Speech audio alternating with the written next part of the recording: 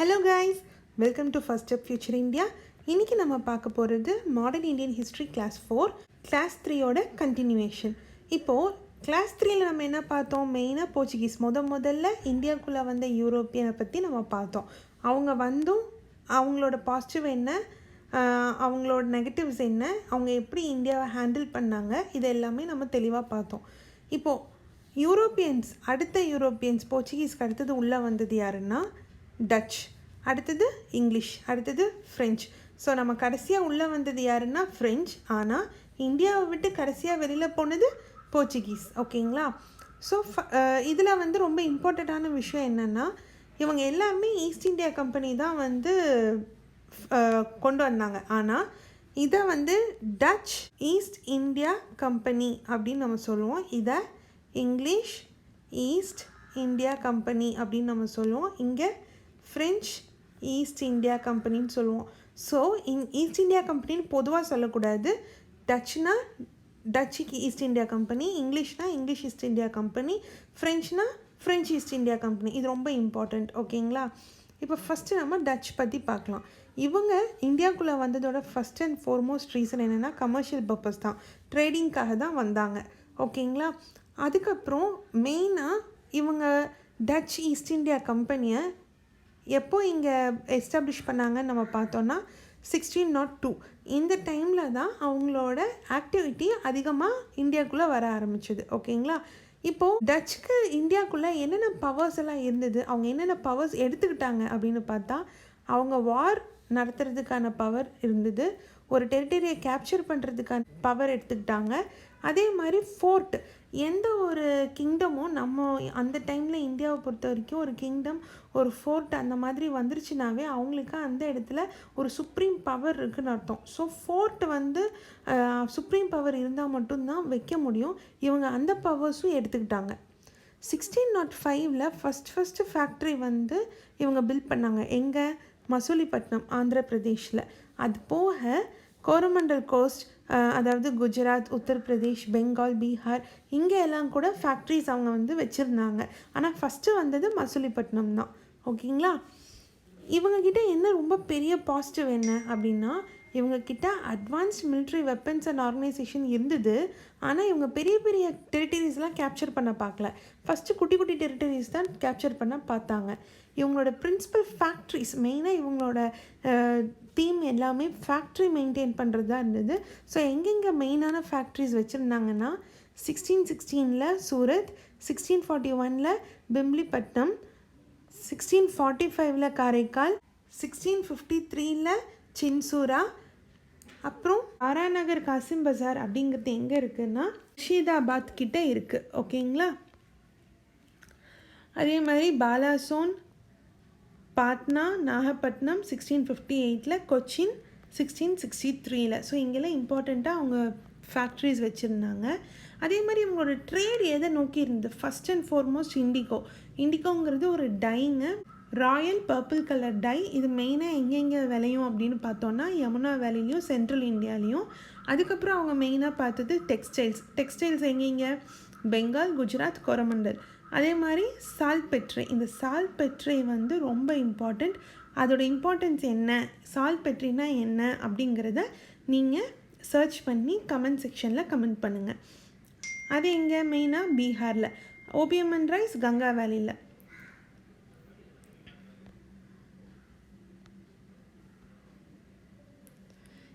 இப்போது டச் பார்த்தோம் அப்படின்னா மெயினாக இவங்க யாருக்கு ப்ராப்ளமாக இருந்தாங்க அப்படின்னு பார்த்தா போர்ச்சுகீஸ் பெரிய ப்ராப்ளம் டச்சாக இருந்தாங்க. ஆனால் டச்சு யாரை ப்ராப்ளமாக பார்த்தாங்க அப்படின்னு பார்த்தா இங்கிலீஷை.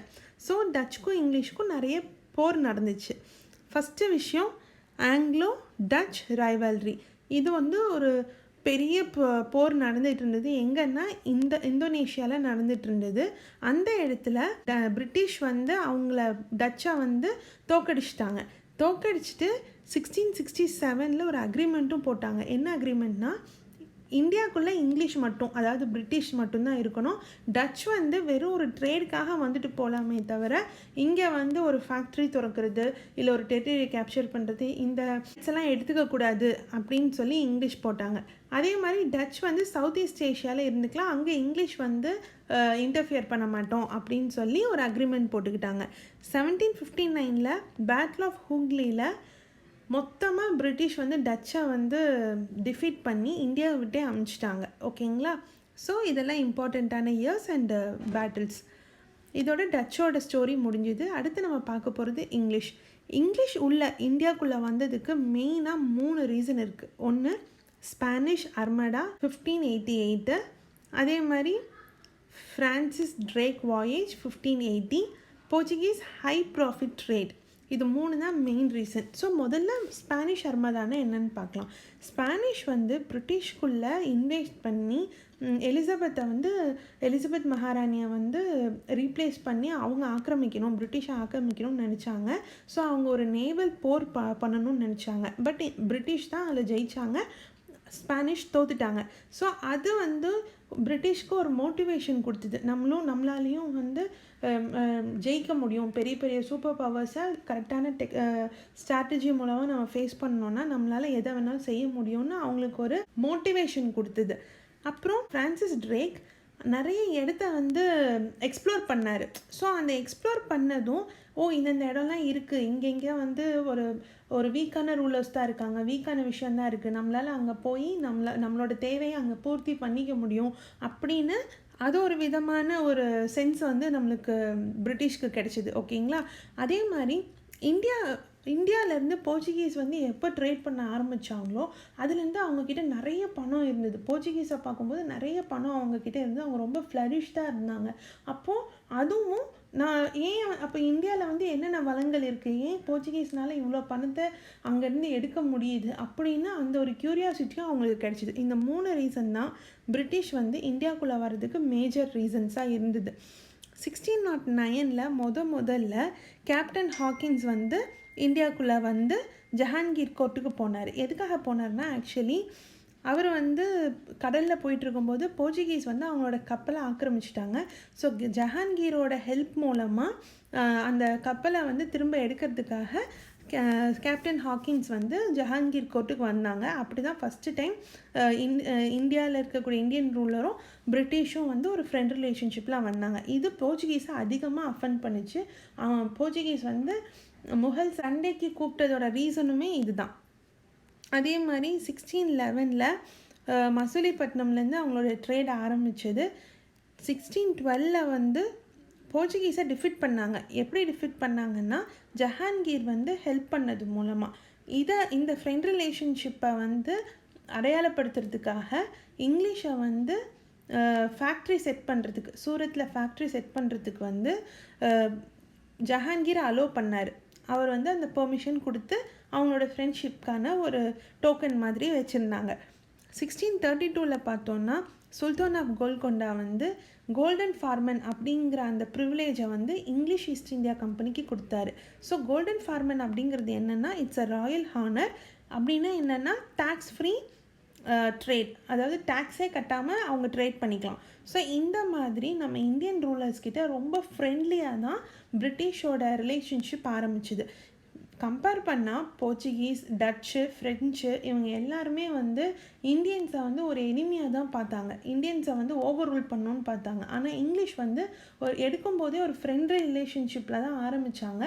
அதனால் நம்ம இந்தியன் ரூலர்ஸும் நிறையவே வந்து பிரிட்டிஷ்க்கு வந்து ஒரு ஃப்ரெண்ட்லியான ஒரு டோக்கன் நிறைய கொடுக்க ஆரம்பித்தாங்க. அதனால தான் ஃப்ரம் த பிகினிங் நம்ம பிரிட்டிஷை வந்து ஒரு ஃப்ரெண்ட்லி நேஷனாக தான் பார்த்தோமே தவிர ஒரு மற்ற யூரோப்பியன்ஸ் மாதிரி நம்ம அவங்கள பார்க்கல. ஒரு நல்ல கண்ணோட்டத்தில் தான் நம்மளோட பிரிட்டிஷ் இந்தியாவோட ரிலேஷன்ஷிப் ஆரம்பிச்சுது. 1639 நம்ம பார்த்தோன்னா சந்திரகிரி, அதாவது மெட்ராஸில் ஃபர்ஸ்ட் ஃபோர்ட் வந்து ஃபர்ஸ்ட் டைம் செட் பண்ணாங்க. எங்கே அப்படின்னு பார்த்தோன்னா ஃபோர்ட் சென்ட் ஜார்ஜ் அப்படிங்கிற ஃபோர்ட்டை வந்து பண்ணாங்க. எங்கன்னா மெட்ராஸில். ஓகேங்களா? அதே மாதிரி 1662 இங்கிலீஷ் கிங்குக்கும் போர்ச்சுகல் குயினுக்கும் கல்யாணம் நடந்தது. அதில் போர்ச்சுகீஸ் வந்து பிரிட்டிஷ்க்கு பாம்பேயை கிஃப்டாக கொடுத்தாங்க. இந்த ரைட்ஸ் யாருக்கு எப்படி கிடைச்சிதுன்னு தெரியல. இந்தியாவோட ஒரு நிலத்தை போர்ச்சுகீஸ் வந்து இங்கிலீஷ்க்கு வந்து கிஃப்டாக கொடுத்தாங்க. இது ஒரு வினோதமான விஷயம் இல்லையா? நெக்ஸ்ட்டு பார்த்தோன்னா 1651 சுபந்திரா ஆஃப் பெங்கால், அதாவது ஷா ஷூஜா அப்படிங்கிறவர் வந்து ஒரு ட்ரேடு ப்ரிவிலேஜ் கொடுத்தாரு. எப்படின்னா, ஒரு வருஷத்துக்கு 3000 ரூபாய் கட்டினா போதும், ஒரு வருஷம் பூரா மற்ற எந்த டேக்ஸும் கட்டாமல் இங்கிலீஷ் வந்து எவ்வளோ வேணாலும் ட்ரேட் பண்ணிக்கலாம். இந்த மாதிரி ஒரு நிறைய ப்ரிவிலேஜஸ், நிறைய ஒரு ஃப்ரெண்ட்லி டோக்கன் வந்து பிரிட்டிஷ் இந்தியன் ரூலர்ஸ் கிட்ட இருந்து, பெரிய பெரிய ரூலர்ஸாக இருந்தாலும் சரி, சின்ன சின்ன ரூலர்ஸாக இருந்தாலும் சரி, நிறைய டோக்கன்ஸ் வந்து அவங்க ஏர்ன் பண்ண ஆரம்பித்தாங்க. ஆனால் பிரிட்டிஷ் வந்து எப்போ ஃபோர்ட் கட்டணும், அதாவது முகலோட டெரிட்டரிக்குள்ளே ஃபோர்ட் கட்டணும்னு ட்ரை பண்ணப்போ முகல் வந்து அதை முகல் ஆர்மி வந்து அதை சாக் பண்ணிட்டாங்க, அதை நிறுத்திட்டாங்க. அப்போ பிரிட்டிஷும் முகலும் ஒரு நெகோசியேஷன் பண்ணி அதுக்கு பதிலாக, ஃபோர்ட்டுக்கு பதிலாக 3 வில்லேஜ் வாங்கிக்கிட்டாங்க. அப்படி 3 வில்லேஜ் எது எதுன்னு பார்த்தோன்னா சுல்தானுத்தி, கோவிந்தப்பூர், கலிகட்டா, அதாவது கலிகாட். ஸோ இந்த 3 இதையும் ட்ரேடுக்காகவும் ஃபேக்ட்ரி செட் பண்ணுறதுக்காகவும் பிரிட்டிஷ் வந்து முகல்கிட்டேருந்து வாங்கிக்கிட்டாங்க. 1700 பார்த்தோன்னா ஃபோர்ட் வில்லியம் அப்படிங்கிற ஃபோர்ட்டை வந்து செட்டப் பண்ணாங்க. எங்கன்னா கல்கத்தாவில். இதில் நம்ம இன்னொரு விஷயமும் கவனிக்க முடியும். பிரிட்டிஷ் ஒரு விஷயம் வேணும்னு நினச்சிட்டாங்கன்னா அது இந்தியன்ஸ் வந்து எதிர்த்தாலும் ஒரு ஒரு டைம் விட்டு டிட்டர்மைண்டாக அவங்க என்ன அவங்களுக்கு வேணுமோ அதை அடைஞ்சு தான் ஆனாங்க. அதுதான் விஷயம். எப்படி அடையிறாங்கன்றது விஷயம் இல்லை, ஆனால் அவங்களுக்கு என்ன வேணுமோ அதை வந்து ஒரு ஃப்ரெண்ட்லியாகவோ இல்லை காத்திருந்தோ அவங்க வந்து வேணுங்கிறத அடைய தான் செஞ்சாங்க. அதுக்கு எக்ஸாம்பிள் தான் இந்த ஃபோர்ட் வில்லியம், எங்கே கல்கத்தாவில், ஈஸ்டர்ன் பிரசிடென்சியில். 1715 ஃபரூக் சியரும் அவங்களுக்கு ஃபார்மன் ப்ரிவிலேஜஸ் கொடுத்தாரு. எங்கே? பெங்கால், குஜராத், ஹைதராபாத். அடுத்தது பார்த்தோன்னா ஃப்ரெஞ்ச். இப்போது டச் வந்து ஆரம்பித்து அவங்க வெளியில் தோற்று போயிட்டாங்க, டிஃபீட் ஆகி போயிட்டாங்க. பிரிட்டிஷ் வந்து ரொம்ப ஃப்ளரிஷ்டாக போயிட்டுருக்காங்க. அடுத்த இதுக்கு நடுவில் கடைசியாக நம்ம இந்தியாவுக்குள்ளே வர யூரோப்பியன் யாருன்னா ஃப்ரெஞ்ச். அவங்க எப்போ உள்ளே வந்தாங்க? 1669 உள்ளே வந்தாங்க. மற்றவங்க எல்லாருமே ட்ரேட் பர்பஸ்க்காக தான் உள்ளே வந்தாங்க. ஆனால் ஃப்ரெஞ்சு எதுக்காக உள்ளே வந்தாங்கன்னா இங்கிலீஷோட சண்டை போடுறதுக்காகவும் இங்கிலீஷோட கம்பீட் பண்ணுறதுக்காக மட்டும்தான் வந்தாங்க. ஸோ ஏன் அப்படின்னா பிரிட்டிஷ்க்கும் ஃப்ரெஞ்சுக்கும் எப்போதுமே ஆகாது. அவங்க எங்கே 2 பேர் இருந்தாலும் பிரச்சனை தான் வரும். இதில் மெயினான விஷயம் என்னென்னா அவங்களுக்குள்ள டைரெக்டாக ப்ராப்ளம் வராது. ஏதாவது ஒரு இடத்துல ஒரு ப்ராப்ளம், இப்போ ஏதாவது ஒரு கிங்டமில் ப்ராப்ளம் இருக்குதுன்னு வச்சுக்கோங்களேன், அந்த கிங்டமுக்கும் இந்த பிரிட்டிஷ்க்கும் ஃப்ரெஞ்சுக்கும் சம்மந்தமே இருக்காது. ஆனால் இவங்க 2 பேரும் அங்கே போய் 2 பேரும் 2 சைட்ஸ் எடுக்க ட்ரை பண்ணுவாங்க. இதுதான் நான் வந்து உங்களை சப்போர்ட் பண்ணுறேன் அப்படின்னு பிரிட்டிஷ் ஒரு சைடு எடுத்தாங்கன்னா உடனே ஃப்ரெஞ்சு போய் அதோட ஆப்போசிட் எடுத்து நான் உங்களுக்கு சப்போர்ட் பண்ணுறேன்னு போய் அப்படி சண்டை போட்டுக்குவாங்க. இந்த மாதிரி எப்போதுமே அவங்களுக்குள்ள சண்டை இருந்துக்கிட்டே இருக்கும். ஆனால் எப்போ இவங்க ஃப்ரெண்ட்லி நேஷனாக மாறினாங்க அப்படின்னு பார்த்தோன்னா ஃபர்ஸ்ட் வேர்ல்டு வாரில். ஏன் ஃபர்ஸ்ட் வேர்ல்டு வாரில் மட்டும் ஒன்று சேர்ந்துட்டாங்க அப்படின்னு நம்ம பார்த்தோன்னா இவங்க 2 பேருக்கும் ஒரு காமன் எனிமி யாருன்னா ஜெர்மனி வந்து ரொம்ப பெரிய ஒரு எனிமியாக இருந்தாங்க. ஸோ அவங்க கூட சண்டை போடுறதுக்காக இவங்க 2 பேரும் ஒரு ஃப்ரெண்ட்லி ரிலேஷன்ஷிப் பில்டப் பண்ணிக்கிட்டாங்க. So French East India company வந்து இந்தியாவுக்குள்ளே வந்தாங்க. அவங்களும் வந்து நிறைய லோக்கல் டெரிட்டரியை வந்து ஆக்குப்பை பண்ணாங்க. ஃபேக்ட்ரிஸ், ஃபோர்ட்ஸ் இது எல்லாமே வந்து செட்டப் பண்ணாங்க. ஆனால் இதில் ஒரு விஷயம் என்னென்னா மற்றவங்களாம் ட்ரேடர்ஸாகவும் மர்ச்சன்ட்ஸாகவும் தான் இந்தியாவுக்குள்ளே வந்தாங்க. ஆனால் இந்த ஃப்ரெஞ்ச் ஈஸ்ட் இந்தியா கம்பெனி டைரெக்டாக ஃப்ரெஞ்ச் கிங் வந்து இன்வெஸ்ட் பண்ணி உள்ளே வந்தது. ஸோ இவங்க ட்ரேடர்ஸ் மூலமாக வரல, கிங்கே வந்து இதை ஆரம்பிக்கணும்னு சொல்லி ஆரம்பித்த ஒரு கம்பெனி தான் ஃப்ரெஞ்ச் ஈஸ்ட் இந்தியா கம்பெனி. இப்போ 1669 இவங்க ஃபஸ்ட் ஃபேக்ட்ரி வந்து செட்டப் பண்ணாங்க. எங்கன்னா மசூலிப்பட்டினம். அதே மாதிரி 1673 டவுன்ஷிப்பே அவங்க வந்து எஸ்டாப்ளிஷ் பண்ணாங்க. எங்கன்னா சந்தர்நகூர். எங்கே இருக்குது? கல்கத்தா கிட்டே இருக்குது. 1674 அவங்க வந்து பாண்டிச்சேரியை ஃபவுண்டட் பண்ணாங்க. இந்த பாண்டிச்சேரி அப்படிங்கிறது ட்ரீட்டி ஆஃப் ரிஸ்விக் அப்படிங்கிற ட்ரீட்டி மூலமாக அவங்களுக்கு வந்து அடைஞ்சிது. இது போக அவங்க என்னென்ன இடம்லாம் வந்து ஆக்குப்பை பண்ணாங்கன்னு பார்த்தா மஹி, காரைக்கால், பலாசோர் இந்த மாதிரி இடத்தையெல்லாம் அவங்க வந்து ஆக்குப்பை பண்ணாங்க. இவங்க உள்ளே வர்றதுக்கு ரீசன்ஸ் என்னென்ன அப்படின்னு நம்ம பார்த்தோன்னா Spanish succession broke out. So அந்த ஸ்பானிஷ் சசஷன் ப்ரோக் அவுட்னா என்ன? நான் அப்படியே சொன்ன மாதிரி ஸ்பானிஷ்ன்ற ஒரு ஊர், பிரிட்டன் ஒரு ஊர், ஃப்ரான்ஸ் ஒரு ஊர். இவங்க ஸ்பானிஷ்குள்ளே இருக்கக்கூடிய இந்த ரூலர்ஸ்குள்ளே ஒரு சண்டை, சசஷன் யார் அடுத்தது வரப்போகிறான்னு ஒரு சண்டை வரும்போது அதில் இவங்க ஒரு சைடு எடுத்துக்கிறாங்க, இவங்க ஒரு சைடு எடுத்துக்கிட்டு சண்டை போடுறாங்க. ஸோ இந்த மாதிரி அவங்களுக்குள்ள எப்போதுமே ஒரு போட்டி, ஒரு சண்டை இருந்துக்கிட்டே இருக்கும். அவங்களுக்கு சம்மந்தமே இல்லாத இடமா இருந்தாலும் யாராவது ஒருத்தர் சப்போர்ட் பண்ணால் போட்டிக்குன்னே இன்னொருத்தர் சப்போர்ட் பண்ணி அங்கே சண்டை போடுவாங்க. ஆனால் இவங்க பிரிட்டிஷ்க்கும் ஃப்ரெஞ்சுக்கும் நடந்த இருக்கிறதுலையே பெரிய போர் எதுன்னா ஆஸ்ட்ரியன் வார் ஆஃப் சசஷன். எவ்வளோ வருஷம் இந்த போர் நடந்ததுன்னா 7 years நடந்தது. 1756 63 வரை நடந்தது. இது எப்படி எங்கே ஆரம்பிச்சது? யூரோப்பில். ஆனால் எங்கே வரைக்கும் வந்ததுன்னா இந்தியாவில். ஸோ இந்தியாவில் இந்த போர் எப்படி இருந்ததுன்னா கர்நாடிக் வார் அப்படிங்கிற போர் மூலமாக கண்டினியூ ஆச்சு. கர்நாடிக் அப்படிங்கிறது என்னென்னா இந்தியாவில் இருக்கக்கூடிய சவுத் இந்தியாவில் ஈஸ்டர்ன் கோஸ்ட்டை தான் கர்நாடிக் ரீஜன் அப்படின்னு நம்ம சொல்லுவோம். ஸோ இங்கே 3 கர்நாடிக் வார் நடந்துச்சு. என்னென்ன கர்நாடிக் வார்? ஃபர்ஸ்ட் கர்நாடிக் வார், செகண்ட் கர்நாடிக் வார், தேர்ட் கர்நாடிக் வார்.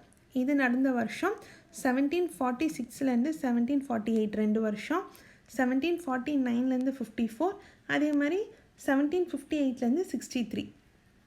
இது நான் சொன்ன மாதிரி ஆஸ்ட்ரியன் வார் ஆஃப் சசஷனோட கண்டினியூஷனாக இருந்தது. இந்த ஃபர்ஸ்ட் கர்நாடிக் வாரில் ஃப்ரெஞ்ச் தான் ஜெயித்தாங்க. இந்த டைமில் ஃப்ரெஞ்சோட கவர்னர் யார்?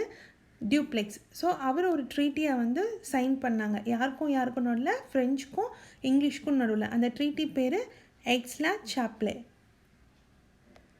ஸோ இந்த வாரோட மெயின் சிக்னிஃபிகன்ஸ் என்ன அப்படின்னு நம்ம பார்த்தோம்னா வெறும் 700 ஃப்ரெஞ்ச் ஆர்மி பர்சன்ஸ் தான் இருந்தாங்க. விசஸ் அரௌண்ட் 10,000 இந்தியன் சோல்ஜர்ஸ்க்கு. இந்தியன் ஆர்மிக்கு அங்கே இந்தியன் ஆர்மியை கம்பேர் பண்ணால் இங்கே வெறும் 700 ஆர்மி சோல்ஜர்ஸ், இங்கே 10,000 ஆர்மி சோல்ஜர்ஸ் இருந்தாங்க. ஆனாலும் ஃப்ரெஞ்ச் தான் இங்கே ஜெயித்தாங்க. ஸோ இந்த ஆர்மி சோல்ஜர்ஸ் யார் மூலமாக வந்தது அப்படின்னு பார்த்தோன்னா அன்வருதீன் நவாப் ஆஃப் கர்நாடிக். இவங்க பிரிட்டிஷை சப்போர்ட் பண்ணி வார்க்கு போனாங்க. இது நம்மளோட பெரிய ஒரு வீக்னஸை யூரோப்பியன்ஸுக்கு தெரியப்படுத்துச்சு.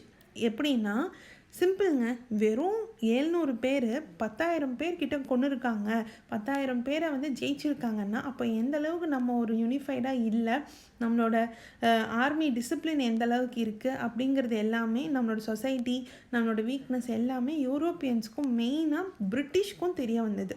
ஸோ இதுதான் ஃபர்ஸ்ட் கர்நாடிக் வாரோட சிக்னிஃபிகன்ஸ். செகண்ட் கர்நாடிக் வாரோட சிக்னிஃபிகன்ஸ் என்னன்னு பார்த்தோன்னா நம்ம ஸ்பானிஷ் வாரில் எப்படி சைட்ஸ் எடுத்தாங்களோ அதே மாதிரி இந்தியாவுக்குள்ளே நடந்த ஒரு local war, proxy local war, battle of ஆம்பூரில் ஃப்ரெஞ்ச் முசாஃபர் ஜாங் அண்ட் சந்தா சாஹிப் அப்படிங்கிறவங்களோட சைடையும், இங்கிலீஷ் நாசிர் ஜாங் அன்வருதீன் அவரோட சைடையும் எடுத்தாங்க. ஸோ லோக்கல் சண்டை போடும்போது இவங்க 2 பேரும் சைட்ஸ் எடுத்து திரும்ப சண்டை போட்டாங்க. இதில் ஃப்ரெஞ்ச் அன்வருதீனை கொண்டுட்டாங்க. எங்கே? பேட்டில் ஆஃப் ஆம்பூரில். இந்த வாரோட சிக்னிஃபிகன்ஸ் என்னென்னு பார்த்தோன்னா டியூப்ளெக்ஸோட பாலிசியை அவரோட சொந்த நாட்டு ஃப்ரான்ஸ்லேயே பழிக்கப்பட்டது. அவரை ஃப்ரெஞ்சு கிங் நீங்கள் இங்கே திரும்ப வாங்க, ஃப்ரான்ஸுக்கு திரும்ப வாங்கன்னு வர சொல்லி அவரை அக்யூஸ் பண்ணாங்க. என்னென்னு அக்யூஸ் பண்ணாங்கன்னா, நீங்கள் ரொம்ப தேவையில்லாமல் நிறையா வாரில் பார்ட்டிசிபேட் பண்ணி நம்ம மணியையும் நம்மளோட நேரத்தையும் நம்மளோட சோல்ஜர்ஸையும் நிறைய பேரை இழந்துட்டுருக்கோம், இதுக்கு நான் உங்களை தண்டிக்கிறேன்னு சொல்லி ஈவன் கிங் நம்ம டியூப்ளெக்ஸை கொண்டுட்டாங்க. இது ஹிஸ்ட்ரியில் பார்த்தோன்னா ஒரு பெரிய பிளண்டர், ஃப்ரெஞ்ச் பண்ணதுலேயே ஒரு பெரிய பிளண்டர் அப்படின்னு சொல்லப்படுது. ஸோ இது ஒரு சிக்னிஃபிகன்ஸ் இந்த செகண்ட் கர்நாடிக் வாரில். செகண்ட் சிக்னிஃபிகன்ஸ் என்னென்னா இங்கிலீஷ் தான் இதில் ஜெயித்தாங்க. ஏன்னா பாதியிலேயே டியூப்ளெக்ஸ் மட்டும் கண்டினியூவாக இருந்திருந்தாருன்னா இங்கிலீஷ்னால் ஜெயிச்சிருக்க முடியாது. ஆனால் அவர் பாதியிலேயே போனதுனால இங்கிலீஷ் தான் இதை ஜெயித்தாங்க. ஒரு பொலிட்டிக்கல் ப்ரெஷர் மூலமாக ஃப்ரெஞ்ச் கிங் இந்தியாவில் பிரிட்டிஷோட டெரிட்டரிஸ் எதெல்லாம் ஃப்ரெஞ்ச் ஆக்குபை பண்ணிச்சோ அது எல்லாமே இங்கிலீஷ்க்கு திருப்பி தர சொல்லிட்டாங்க. அதே மாதிரி இந்த நம்ம இந்தியாவோட சோல்ஜர்ஸ், நம்ம இந்திய மக்களோட, இந்தியன் கிங்ஸோட வீக்னஸை தெரிஞ்சுக்கிட்டவங்க எந்தெந்த இடம் ஸ்ட்ராட்டஜிக்காக இம்பார்ட்டன்ட் தோணுச்சோ, யூரோப்பியன்ஸ் ஃபார் எக்ஸாம்பிள் பிரிட்டிஷ்க்கு எந்தெந்த இடம் ஸ்ட்ராட்டஜிக்காக இம்பார்ட்டன்ட் தோணுதோ அந்தந்த இடத்தையெல்லாம் தனக்குத்தானே பிரிச்சுக்க ஆரம்பித்தாங்க. இந்த இடத்தையெல்லாம் நம்ம ஆக்குப்பை பண்ணணும், இந்த இடத்துலலாம் நம்ம இருந்துக்கணும்னு அவங்களே அந்த நிலத்தையெல்லாம் பிரிச்சுக்க ஆரம்பித்தாங்க. அதுக்கான ஸ்ட்ராட்டஜிக் மூமெண்ட்ஸும் கொடுக்க ஆரம்பித்தாங்க. ஓகேங்களா? ஸோ இது செகண்ட் கர்நாடிக் வாரோட சிக்னிஃபிகன்ஸ். தேர்ட் கர்நாடிக் வாரோட சிக்னிஃபிகன்ஸ் என்னென்னா, ஃப்ரெஞ்ச் டோட்டலாக பிரிட்டிஷ் கிட்ட தோத்துட்டாங்க. அதெல்லாம் மொத்தமாக தோத்தாங்கன்னு பார்த்தா பேட்டில் ஆஃப் வாண்டிவாஷ், வந்தவாசி, அதை தான் வாண்டிவாஷ்ன்னு சொல்கிறாங்க. 1760 நடந்த இந்த போரில். இதில் ஃப்ரெஞ்ச் வந்து இந்தியாவில் பிரிட்டிஷோட சுப்ரீமசியை டோட்டலாக அக்செப்ட் பண்ணிக்கிட்டாங்க. அதே மாதிரி treaty of peace of Paris அப்படிங்கிற ட்ரீட்டியையும் சைன் பண்ணிக்கிட்டாங்க. யாரும் ஃப்ரெஞ்சும். ஸோ இந்த ட்ரீட்டி மூலமாக என்ன சொல்ல வராங்கன்னா, போர்ச்சுகீஸ் ஆகட்டும், டச் ஆகட்டும், ஃப்ரெஞ்ச் ஆகட்டும், எந்த யூரோப்பியன் வேணாலும் இந்தியாவுக்குள்ளே வந்து ட்ரேட் பண்ணலாம். ஆனால் யாருமே டெரிட்டரியோ, ஃபேக்ட்ரியோ, ஃபோர்ட்டோ இந்த மாதிரி எதையுமே இங்கே பேஸ் பண்ணணும், அட்மினிஸ்ட்ரேட்டிவாக இங்கே எந்த ஒரு ஒர்க்கும் பண்ணக்கூடாது அப்படிங்கிறது தான் அந்த ட்ரீட்டி. ஸோ டோட்டலாக ஃப்ரெஞ்ச் வந்து இந்தியாவை விட்டு போகிறதுக்கும் இந்தியாவுக்குள்ளே வந்து காலடி வைக்காததுக்கும் ரீசன் இந்த தேர்ட் கர்நாடிக் வாரோட ரிசல்ட்டு தான். இதோட சிக்னிஃபிகன்ஸ் என்னென்ன அப்படின்னு நம்ம பார்த்தோன்னா, காசு கொடுத்த உடனே இந்தியன் சோல்ஜர்ஸ் வந்து தன்னோட நாட்டுக்கு எதிராகவே சண்டை போட ஆரம்பித்தாங்க. இப்போது பிரிட்டிஷ் ஆர்மியில் வந்து இந்தியன் சோல்ஜர்ஸை நாங்கள் சேர்த்துறோம் அப்படின்னு சொன்னோடனே நிறைய பேர் வந்து பிரிட்டிஷ் ஆர்மிலையும் சேர்ந்தாங்க. அதே மாதிரி ஃப்ரெஞ்ச் ஆர்மியில் வந்து ஆள் சேர்த்தும்போது ஃப்ரெஞ்ச் ஆர்மிலையும் சேர்ந்தாங்க. ஸோ தன்னோட நாட்டு மக்களுக்கு ஆப்போசிட்டாகவே சண்டை போட்டாங்க. பே பண்ணால் அவங்களுக்கு லாயலாக இருந்தாங்க. ஸோ இந்தியன் சொசைட்டிஸ், இந்தியன் சோல்ஜர்ஸோட நெகட்டிவ்ஸ், அவங்களோட வீக் பாயிண்ட்ஸ் எல்லாமே யூரோப்பியன்ஸ், மெயினாக பிரிட்டிஷ்க்கு ரொம்ப ஈஸியாக தெரிய ஆரம்பிச்சது. இந்தியன் கிங்ஸ், அதாவது இந்தியன் ரூலர்ஸோட ஆக்டிவிட்டி ஆஃப் ஜியோ பாலிட்டிக்ஸும் நம்ம இங்கே தெரிய ஆரம்பிச்சது. எப்படி அப்படின்னு பார்த்தோன்னா, இந்தியன் ரூலர்ஸ் எல்லாருமே தன்னோட ஆட்சி தான் இன்னும் பவரில் இருக்கணும், இன்னும் என்னோட பேரும் என்னோட ஆட்சி மட்டும் ஃப்ளரிஷ் ஆகணும்னு நினச்சாங்களே தவிர மக்களை பற்றியோ, மக்களோட யூனிட்டியை பற்றியோ, இல்லை புது ஆளுங்க, வெளிநாட்டு ஆளுங்க வந்து உள்ளே வந்து சண்டை போடுறாங்க, வெளிநாட்டு ஆளுங்க உள்ளே வந்து கேப்சர் பண்ணுறாங்க அப்படிங்கிற அந்த சென்சிட்டிவிட்டிலாம் எதுவுமே இல்லாமல் சுயேட்சையாகவே இருந்துகிட்டு இருந்தாங்க. ஒரு கிரேட்டர் காஸ் அவங்களுக்குள்ள ரொம்ப ரொம்ப கம்மியாக இருந்தது. இது எல்லாமே இந்தியன்ஸோட வீக்னஸையும், இந்தியன் ரூலர்ஸோட வீக்னஸையும், சொசைட்டியை பற்றியும் யூரோப்பியன்ஸுக்கு ஓவராலாக தெரியப்படுத்துச்சு. ஆனால் பிரிட்டிஷ் இதில் சூப்பர் பவராக நடுவில் இருந்ததுனால மற்ற யூரோப்பியன்ஸ் உள்ளே வர முடியல. பிரிட்டிஷ் ரொம்ப சீக்கிரமாக உள்ளே வந்து ஒரு டீசென்ட்ரலைஸ் பண்ணி தன்னை வந்து ஒரு வெளியில் துரத்த முடியாத ஒரு பெரிய பவராக இருத்திக்கிட்டாங்க. ஓகேங்களா? இப்போ பிரிட்டிஷ் ஏன் சக்ஸஸ்ஃபுல்லாக இருந்தாங்க மற்ற யூரோப்பியன்ஸை கம்பேர் பண்ணும்போது? பிரிட்டிஷோட பாசிட்டிவ்ஸ் என்னென்ன அதுதான் இப்போ நம்ம பார்க்க போகிறோம். இப்போ English East India Company, French East India கம்பெனின்னு ரெண்டையும் நம்ம எடுத்துக்கும்போது, இங்கிலீஷ் ஈஸ்ட் இந்தியா கம்பெனி ஒரு ப்ரைவேட் கம்பெனி, கேபிட்டலிஸ்டிக் நேச்சர். அதாவது கவர்மெண்ட் வந்து இந்த மாதிரி தொழில்நுட்ப இதில் வந்து அதிகமாக தலையிட மாட்டாங்க. ஸோ ஒரு கேபிட்டலிஸ்டிக் நேச்சராக இருந்தது. ஸோ இது அதே மாதிரி இன்வெஸ்ட்மெண்ட்ஸும் வந்து கவர்மெண்ட் எதுவும் பண்ண மாட்டாங்க. ஷேர் ஹோல்டர்ஸ் என்ன பண்ணுறாங்களோ அதுதான். ஸோ இது வந்து ரொம்பவே கம்ஃபர்டபுளாக இருந்தது. மற்ற யூரோப்பியன்ஸோட மெத்தட்ஸை விட இது ரொம்ப ரொம்ப கம்ஃபர்டபுளாக இருந்தது பிரிட்டிஷ்க்கு. நெக்ஸ்ட்டு ஃப்ரெஞ்ச் ஈஸ்ட் இந்தியா கம்பெனியை நம்ம பார்க்கும்போது இது டைரெக்டாக வந்து ஃப்ரெஞ்ச் கிங்னாலேயே கொடுக்கப்பட்டது. அதனால ஷேர் வந்து கிங்டம்க்கு அதிகமாக போக வேண்டியதாக இருந்ததுனால இன்னும் அதில் இன்வெஸ்ட்மெண்ட் பண்ணவோ இல்லை வந்து கம்பெனியை பெருசு பண்ணவோ இங்கே முடியல. ஸோ இங்கே வந்து நேச்சர் ஆஃப் கம்பெனி வந்து பியூரோக்ரஸி அதிகமாக இன்டர்ஃபியர் ஆனாங்க. அக்கௌண்டபிலிட்டி ரொம்ப கம்மியாக இருந்தது. ஷேர்ஸ் வந்து ரொம்ப ரொம்ப கம்மி. வர லாபத்தையும் வந்து இன்னும் இன்வெஸ்ட் பண்ணாமல் கிங்டமை நடத்துறதுக்காகவும் வார் நடத்துறதுக்காகவும் அதிகமாக எடுக்கப்பட்டது. ஸோ இதெல்லாம் ஃப்ரெஞ்ச் ஈஸ்ட் இந்தியா கம்பெனியோட நெகட்டிவ்ஸ். பட் இங்கே வந்து ஃப்ளரிஷ் ஆகிறதுக்கு காரணம் இதெல்லாம். Next naval supremacy. First naval supremacy யார்கிட்ட இருந்ததுன்னா போர்ச்சுகீஸ் கிட்ட தான் இருந்தது. பட் அவங்கக்கிட்ட இருந்து நிறைய விஷயங்களை கற்றுக்கிட்டு இண்டஸ்ட்ரியல் ரெவல்யூஷன் மூலமாகவும் புது இன்வேஷன்ஸ் மூலமாகவும் பிரிட்டிஷ் கொஞ்சம் கொஞ்சமாக மற்ற எல்லாரோடையும் ஒரு பெட்டர் நேவல் சுப்ரீமசியை வந்து அடைஞ்சாங்க. ஸோ அது மட்டும் இல்லாமல் ஸ்ட்ராட்டஜிக் டெரிட்டரி இந்தியாவில் பிரிட்டிஷ்க்கு ஜாஸ்தியாக இருந்தது. For example east and west coast எங்கெல்லாம் டெவலப்டு ப்ரொவின்சஸ் இருந்ததோ அது எல்லாமே பிரிட்டிஷ் தன்னோட வசத்தில் வச்சுருந்தாங்க. ஸோ இதுவுமே ஒரு பாசிட்டிவான விஷயந்தான். ஃப்ரெஞ்செல்லாம் சின்ன டெரிட்டரிஸ் தான் எடுத்தாங்க. For example Pondicherry. But British ஓவராலாக எதெல்லாம் டெவலப்டு ப்ரொவின்சஸோ எல்லாத்தையுமே எப்படியோ அவங்களோட கண்ட்ரோல்குள்ளே வச்சுருந்தாங்க. அது ஃப்ரெண்ட்லியாகவும் இருக்கலாம், ஆக்கிரமிச்சும் இருக்கலாம். அதே மாதிரி பிரிட்டிஷோட இன்ட்ரெஸ்ட் ஃபுல்லாகவே கமர்ஷியல் இன்ட்ரெஸ்டாக மட்டும்தான் இருந்தது. பணம் சம்பாதிக்கணுங்கிறத தவிர எந்த ஒரு பெரிய இம்பார்ட்டண்ட்டான ஒரு நோக்கம் அவங்களுக்கு கிடையாது. ஆனால் ஃப்ரெஞ்ச் வந்து மல்டி ஃபோக்கஸாக இருந்தாங்க. அவங்க ட்ரேட்லேயும் வச்சுருந்தாங்க, டெரிட்டரி ஆக்குபை பண்ணுங்கிறதுலையும் இருந்தது, லீடர்ஷிப்லேயும் இருந்தது. அந்த டெரிட்டரி ஆக்குபை பண்ணி நான் தான் அந்த இடத்துல வந்து சுப்ரீம் பவராக இருக்கணுங்கிறதுலேயும் இருந்தது. இந்த ஆட்டிடியூட்னால லோக்கல் இந்தியன்ஸ்கிட்ட ரொம்ப சீக்கிரமாகவே எனிமிட்டியை வந்து அவங்க சம்பாதிச்சிட்டாங்க. ஆனால் பிரிட்டிஷ் வந்து வெறும் பணத்தை மட்டும் பார்த்ததுனால இந்தியன்ஸ் வந்து அதிகமாக அவங்க நம்பினாங்க. ஒரு ஃப்ரெண்ட்லி ரிலேஷன்ஷிப்லேயே தான் பிரிட்டிஷ் நம்ம பார்த்தோம்.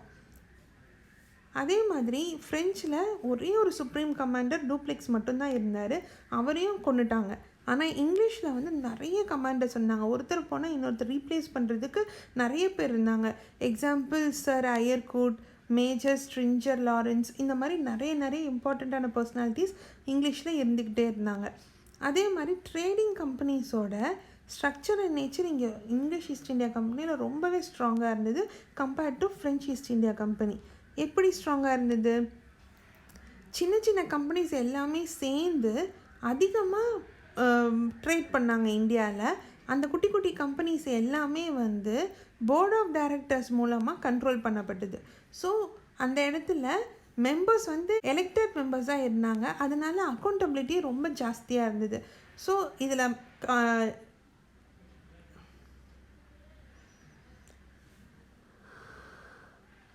கிங்கோட இன்டர்ஃபியரன்ஸ் சுத்தமாக கிடையாது, பியூரோக்ரஸியோட இன்டர்ஃபியரன்ஸ் சுத்தமாக கிடையாது. ஸோ முழுக்க ஒரு ட்ரேடிங் கம்பெனியாக மட்டும் இருந்ததுனால ஈஸியாக ரொம்ப ஃப்ளெக்சிபிளாக பணத்தை வந்து அவங்களால உருவாக்க முடிஞ்சுது. ஆனால் ஃப்ரெஞ்ச் ஈஸ்ட் இந்தியா கம்பெனியில் மொனார்ச்சி அண்ட் ஃபியூடலிஸ்டிக்காக இருந்தது. அதாவது மன்னன் ஆட்சி அதிகமாக இருந்ததுனாலையும் அவங்களோட சட்டத்திட்டங்களை அதிகமாக இம்போஸ் பண்ணதுனாலையும் ஃப்ளெக்சிபிலிட்டி ரொம்ப கம்மியாக இருந்தது.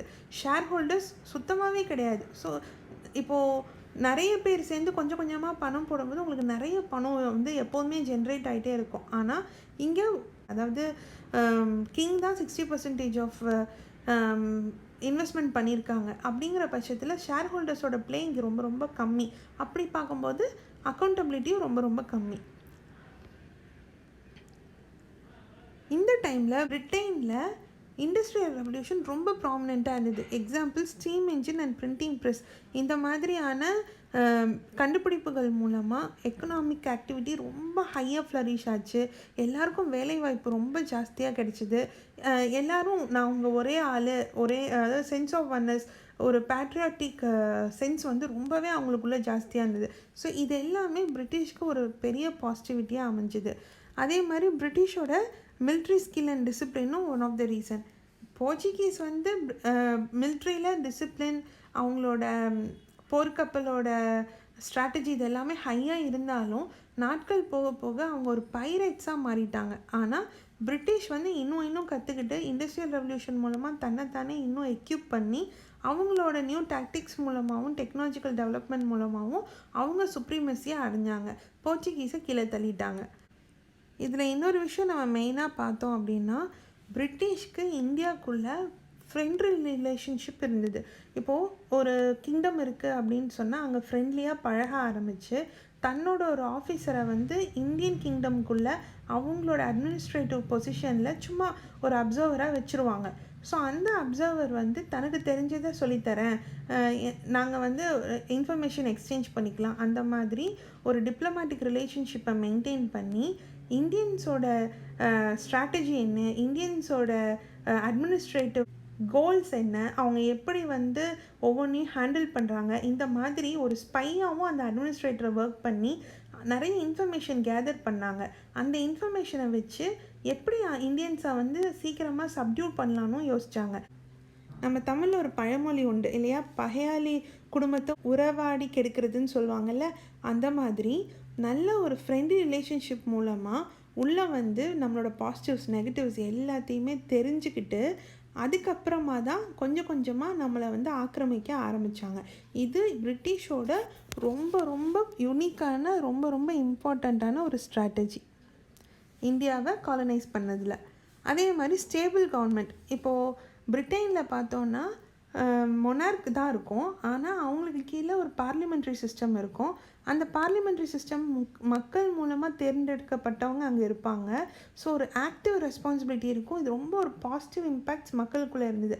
மக்கள் கவர்மெண்ட்டோடு சேர்ந்து இருந்தாங்க. ஆனால் ஃப்ரெஞ்சு கவர்மெண்ட்டில் நம்ம பார்த்தோன்னா மக்கள் வந்து மன்னனுக்கு எதிராக எப்போதுமே ரெவல்யூஷனரி ப்ரொட்டஸ்ட்லாம் பண்ணிகிட்டே இருந்தாங்க. ஸோ அது வந்து ஒரு ஸ்டேபிள் கவர்மெண்ட் வந்து இருக்கலை.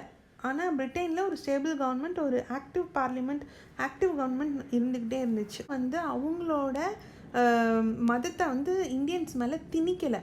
நீங்கள் உங்களை மாதிரியே இருங்க, நாங்கள் எங்களோட இதை ஃபாலோ பண்ணுறோம் அப்படின்னு ஒரு மியூச்சுவல் ரெஸ்பெக்ட் கொடுத்தாங்க. அதே மாதிரி கிறிஸ்டியன்ஸ் வந்து கிறிஸ்டியானிட்டியை பற்றி ஸ்ப்ரீச் பண்ணல. ஆனால் ஃப்ரெஞ்ச், போர்ச்சுகீஸ் எல்லாருமே கண்டிப்பாக கிறிஸ்டியானிட்டியை ஃபாலோ பண்ணணும்னு நம்ம இந்திய மக்களை வந்து ரொம்ப புஷ் பண்ணாங்க. அது அவங்களுக்கு இன்னுமே ஒரு பெரிய எனிமிட்டியை கொடுத்துச்சு, இவங்களுக்கு ஒரு ஃப்ரெண்ட் ரிலேஷன்ஷிப் கொடுத்துச்சு. இது எல்லாத்துக்கும் மேலே நம்ம இந்தியாவை பாண்ட் மார்க்கெட் மூலமாக ரொம்பவே அட்ராக்ட் பண்ணாங்க பிரிட்டிஷ். எப்படின்னா, இப்போ ஏதாவது வாரெல்லாம் நடக்குதுன்னா பிரிட்டிஷ் வந்து அந்த வாருக்கு வந்து இந்தியன் ரூலர்ஸ்க்கு பணம் வந்து கொடுப்பாங்க, லோன் மாதிரி. எங்கேருந்து கொடுப்பாங்கன்னா, world's first central bank of இங்கிலாண்ட்லேருந்து லோன் கொடுப்பாங்க. இந்த மாதிரி பணத்தை கொடுத்துட்டும் சில இடத்துல அந்த பணத்தை திருப்பி கொடுக்க முடியல, இல்லை கொடுக்க வேண்டாம், அதுக்கு பதிலாக இது அந்த மாதிரி சொல்லியும் நம்ம இந்தியாவை நிறைய இடத்துல ஆக்கிரமிச்சிருக்காங்க. இந்த மாதிரியான ஸ்ட்ராட்டஜி வந்து பிரிட்டிஷ் மட்டும்தான் ஃபாலோ பண்ணாங்களே ஒழிய டச்சோ, ஃப்ரெஞ்சோ, போர்ச்சுகீஸோ யாருமே ஃபாலோ பண்ணல. ஸோ இந்த மணி ஃப்ளோ மூலமாகவும் பிரிட்டிஷ் வந்து ரொம்ப பவர்ஃபுல்லாக இருந்தாங்க இந்தியாவுக்குள்ளே. ஸோ இதுதான் யூரோப்பியன்ஸ் இந்தியாவுக்குள்ளே வந்ததும் அவங்களுக்குள்ளே எப்படி பிரிட்டிஷ் ரொம்ப ப்ராமினெண்ட்டாக ஒரு டாமினண்ட் பவராக இந்தியாவுக்குள்ளே இருந்தாங்கங்கிறதும், இதுக்கப்புறமா நம்ம பிரிட்டிஷ் கொஞ்சம் கொஞ்சமாக எப்படி இந்தியாவை ஆக்கிரமித்தாங்க அப்படிங்கிறத சப்சீக்வெண்ட் கிளாஸஸில் நம்ம பார்க்கலாம். இந்த வீடியோ உங்களுக்கு பிடிச்சிருந்தா தயவு செஞ்சு லைக் பண்ணுங்கள், படிக்கிற உங்கள் ஃப்ரெண்ட்ஸுக்கு ஷேர் பண்ணுங்கள், இந்த சேனலை சப்ஸ்கிரைப் பண்ணுங்கள். தேங்க்யூ.